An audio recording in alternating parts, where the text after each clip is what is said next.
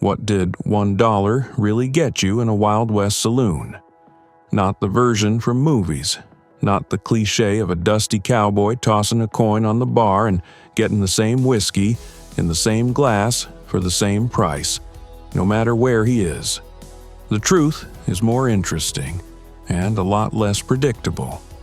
Because $1 in 1880 wasn't small money. It mattered. If you translate it into modern terms, it lands somewhere around $30 today. And when you remember that many working men, especially cowboys, earned roughly $25 to $40 a month, that single dollar could represent something close to a full day's wages. So when someone walked into a saloon and spent $1, they felt it. Now, here's where things start to shift away from the movie version. There wasn't just one kind of saloon, not even close. Some were rough, smoky, and barely held together. Others were polished, well-lit, and trying to recreate the feel of Eastern city bars.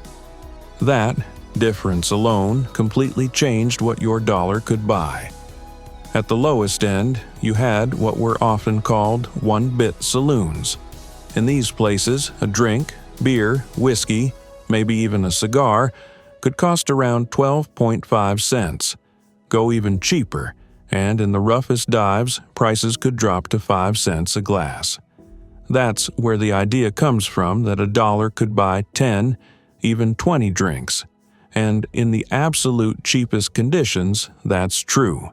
But it's also misleading, because step into a more typical saloon, something a little cleaner, a little more established, and prices rise quickly. 25 cents for a whiskey was common in many places. That means your dollar now gets you 4 drinks. Not 20, not 10, 4. And already you can see the pattern. Your experience depended entirely on where you were standing. Now add another layer: food. One of the most effective ways saloons pulled people in was something called the free lunch. It sounds generous, and in a way, it was. Meats, bread, cheese, sometimes stew or pickled vegetables were laid out for customers to help themselves. But, of course, nothing was really free. You were expected to buy drinks. That was the unspoken rule. So, in practice, your dollar might stretch further than you expect. Not because the drinks were cheaper, but because the food didn't cost extra. A careful spender could eat and drink for the same money that might otherwise only cover alcohol somewhere else. And then there's another detail films often get wrong: the temperature of beer. You'll often hear that Western beer was always warm because refrigeration didn't exist. But by the 1880s, that's simply not accurate. Saloons advertised cold beer, not just cool, iced. Some even made it a selling point, claiming to have the coldest beer in town. So, while a rough back room might still serve something lukewarm, better establishments absolutely offered chilled drinks. So far, your dollar has covered drinks and food. But that's only part of the story. Because saloons weren't just places to stand at a bar. They were social spaces. And more importantly, they were designed to keep you spending. Gambling was central to that. And despite what movies show, the most common game wasn't poker, it was faro. Faro tables were everywhere, and the game was fast. Faster than poker, easier to learn, and much more dangerous to your wallet. You could sit down with $1 and lose it in minutes. That's one of the realities people often miss. Most money in saloons didn't disappear into drinks. It disappeared into gambling. A man might sip slowly, maybe nurse a single whiskey, but at the card table, money moved quickly. Wins felt immediate, losses even more so. Then there was entertainment.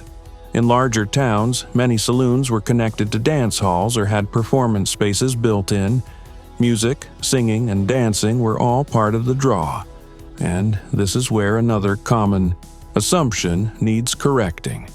You'll often hear that a dance cost 25 cents.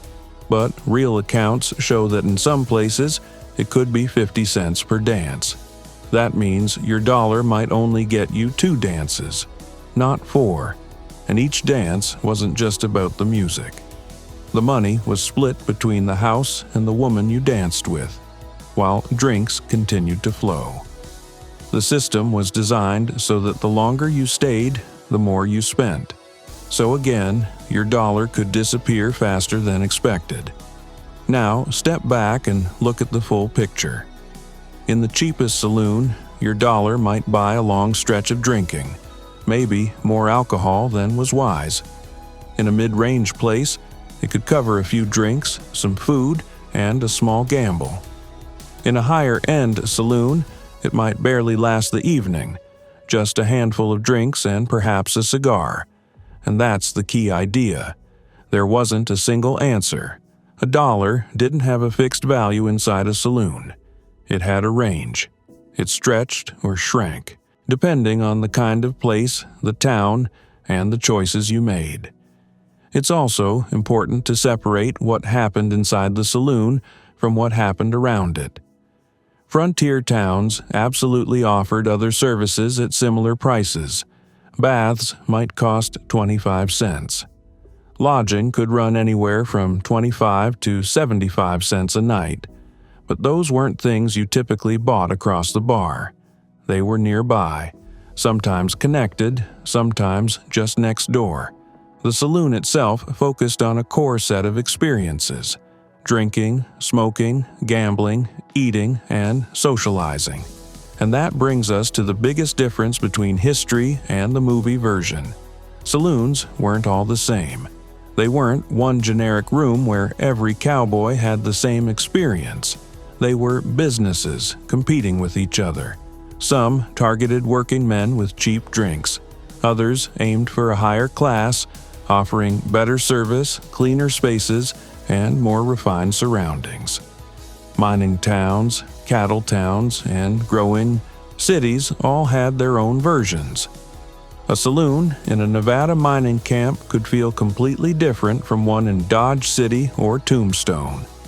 So, when you ask what $1 really bought in a Wild West saloon, the most honest answer is this: it depended. It could buy you a quiet drink or a long night. It could stretch into food, conversation, and entertainment, or vanish quickly at a gambling table. It could make you feel comfortable or leave you broke before you even realized what happened. And that uncertainty, that range, is what makes the reality far more interesting than the myth.